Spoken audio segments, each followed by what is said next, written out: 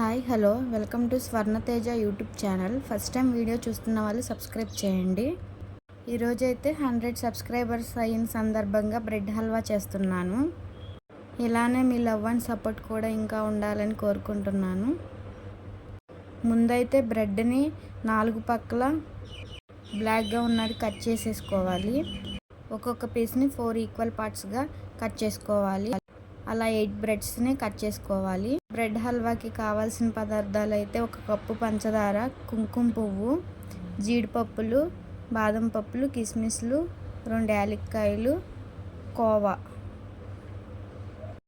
అలాగే పాలు కూడా కావాలి.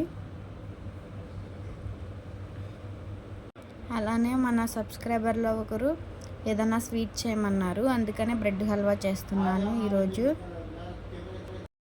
నేను చెప్పిన విధంగా చేస్తే పర్ఫెక్ట్గా వస్తుంది. టెక్స్చర్ అయినా టేస్ట్ కూడా పర్ఫెక్ట్గా వస్తుంది. బ్రెడ్ అయితే మిల్క్ బ్రెడ్ తీసుకోవాలి బ్రెడ్ హల్వా కోసం. ముందైతే స్టవ్ ఆన్ చేసుకొని ఒక కడాయి పెట్టుకోండి. కడాయి కొద్దిగా వేడైన తర్వాత డీప్ ఫ్రైకి కావాల్సినంత ఆయిల్ పోసుకోవాలి.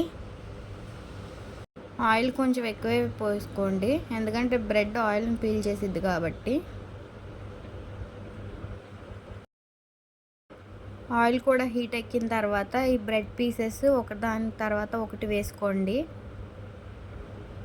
సిమ్లో పెట్టుకుని వేసుకోవాలి, లేకపోతే మాడిపోతాయి. ఆయిల్లో ఎంతవరకు అయితే సరిపోతాయో అంతవరకు వేసుకోవాలి బ్రెడ్ పీసెస్. వేసుకున్న తర్వాత గరిటెతో ముందు వేసుకున్న బ్రెడ్ పీసెస్ని తిప్పుకోవాలి. ఈ బ్రెడ్ పీసెస్ని అయితే నెయ్యిలో కూడా వేయించుకోవచ్చు. గోల్డెన్ బ్రౌన్ కలర్ వచ్చేంత వరకు ఫ్రై చేసుకోవాలి.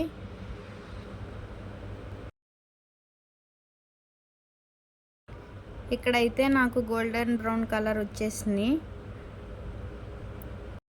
రెండో వైపుకు తిప్పుకోవాలి. రెండో వైపు కూడా గోల్డెన్ బ్రౌన్ కలర్లోకి వచ్చిన తర్వాత ఒక ప్లేట్లోకి తీసుకోవాలి. ఆయిల్ అంతా సపరేట్ అయ్యేంత వరకు ఉంచి అప్పుడు ప్లేట్లోకి తీసుకోవాలి. ఈ బ్రెడ్ పీసెస్ అయితే ఫ్రై అయిన తర్వాత క్రిస్పీగా ఉండాలి. అప్పుడైతేనే బ్రెడ్ హల్వా టేస్ట్ అనేది బాగుంటుంది. తరువాత మిగిలిన పీసెస్ కూడా ఒకదాని తర్వాత ఒకటేసి ఫ్రై అవ్వనివ్వాలి.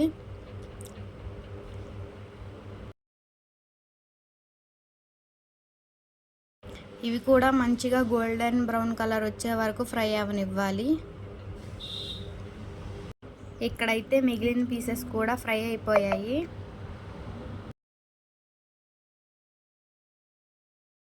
అవి కూడా ఒక ప్లేట్లో తీసేసుకోవాలి. అలానే మిగతా పీసెస్ కూడా ఇలానే ఫ్రై చేసుకోవాలి, మాడిపోకుండా. స్వీట్ నాకైతే ఇష్టం, కానీ మా ఆయనకి అంత ఇష్టం ఉండదు స్వీట్.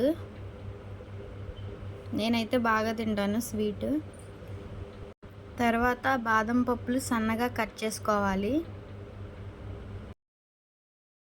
డ్రై ఫ్రూట్స్ అనేది ఎక్కువగా వేస్తేనే స్వీట్కి అట్రాక్షన్.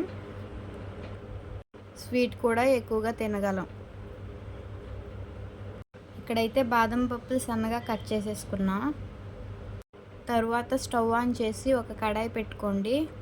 కడాయి కొంచెం వేడెక్కిన తర్వాత 2 టేబుల్ స్పూన్ నెయ్యి వేసుకోండి. నేనైతే ఇంట్లో ఉన్న నెయ్యి వేస్తున్నాను. ఇంట్లో ఉన్న నెయ్యి వేస్తే ఈ స్వీట్ టేస్ట్ చాలా బాగుంటుంది. నెయ్యి అనేది కరిగిన తర్వాత కట్ చేసి పెట్టుకున్న ఈ డ్రై ఫ్రూట్స్, జీడిపప్పు, కిస్మిస్లు, బాదం పప్పులన్నీ వేసి వేయించుకోవాలి. ఈ డ్రై ఫ్రూట్స్ అనేది సిమ్లో పెట్టుకునే వేయించుకోవాలి. మీ దగ్గర పంప్కిన్ సీడ్స్ కూడా ఉంటే వేసుకోవచ్చు. ఈ డ్రై ఫ్రూట్స్ అనేది గోల్డెన్ కలర్లోకి రావాలి, అప్పటి వరకు ఫ్రై చేసుకోవాలి. ఇక్కడైతే గోల్డెన్ ఫ్రై కలర్లోకి వచ్చేసినాయి. ఇప్పుడు ఒక గిన్నెలోకి తీసేసుకోవాలి. ఆ తర్వాత ఇందులోనే 1 కప్పు పంచదార వేసుకోవాలి. నేను 8 బ్రెడ్ స్లైసెస్ చేస్తున్నాను కాబట్టి 1 కప్పు పంచదార తీసుకోవాలి. ఈ పంచదార కరిగేంత వరకు తిప్పుకోండి. పంచదార వేసిన కప్పులోనే సగం కప్పు వాటర్ తీసుకోవాలి. పంచదార కరిగేలాగా గరిటెతో తిప్పుకోవాలి. షుగర్ తినని వాళ్ళు ఈ ప్లేస్లో బెల్లం కూడా వేసుకోవచ్చు. ఇక్కడైతే 2 యాలక్కాయలు దంచి పెట్టుకొని వేసుకోవాలి. యాలక్కాయలు దేనికోసం అంటే ఫ్లేవర్ కోసం. యాలక్కాయలు వేసిన తర్వాత కొద్దిసేపు తిప్పండి, కలుపుతూనే ఉండాలి. ఇందులోనే కొద్దిగా కుంకుమ పువ్వు వేసుకోవాలి. కుంకుమ పువ్వు దేనికోసం అంటే ఫ్లేవర్ అండ్ టెక్స్చర్ కోసం. ఇదైతే కొంచెం తీగ పాకం రావాలి, స్టిఫ్గా, గులాబ్ జామ్ పాకం కంటే స్టిఫ్గా ఉండాలి.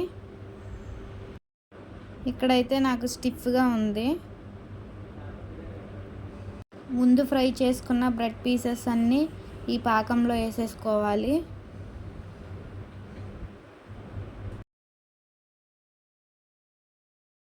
పాకం అంతా కలిసేలాగా తిప్పుకోవాలి.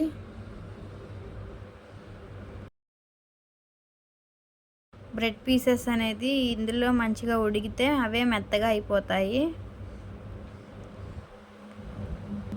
మధ్య మధ్యలో కలుపుకుంటూ ఉండాలి. ఇప్పుడైతే మూత పెట్టేసుకుందాం. మూత తీసి చూసారా కొంచెం మెత్తగా అయిపోయాయి. ఇంకా కొద్దిగా కలుపుకోవాలి. మనం గరిటతో కలుపుతున్నప్పుడే బ్రెడ్ స్లైసెస్ అనేవి మెత్తగా అయిపోతాయి. ఇందులోనే కాచి చల్లార్చిన పాలు కొద్దిగా పోసుకోవాలి. కాచి చల్లార్చిన పాలు పోసిన తర్వాత గరిటతో తిప్పితే ఇంకా మెత్తగా అవుతుంది. ఇలా తిప్పిన తర్వాత మళ్ళీ ఒకసారి మూత పెట్టుకోవాలి. మూత తీసి చూసారుగా ఇంకొద్దిగా మెత్తగా అయిపోయింది. మళ్ళీ ఒకసారి కలుపుకోండి దీన్ని. ఇందులోనే ఫ్రై చేసి పెట్టుకున్న జీడిపప్పులు, కిస్మిస్లు, అలానే పచ్చికోవా కూడా వేసుకోవాలి. మంచిగా కలిసేలాగా కలుపుకోండి.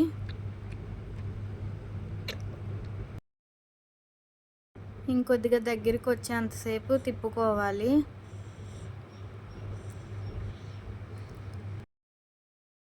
ఇలా నేను చెప్పిన విధంగా చేస్తే చాలా టేస్ట్గా ఉంటుంది.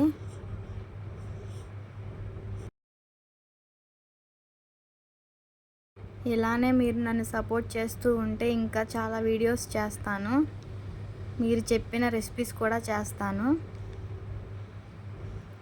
ఇక్కడైతే స్టవ్ ఆఫ్ చేసేసుకోవాలి. ఇంకా తీసి ఒక గిన్నెలో వేసుకోండి.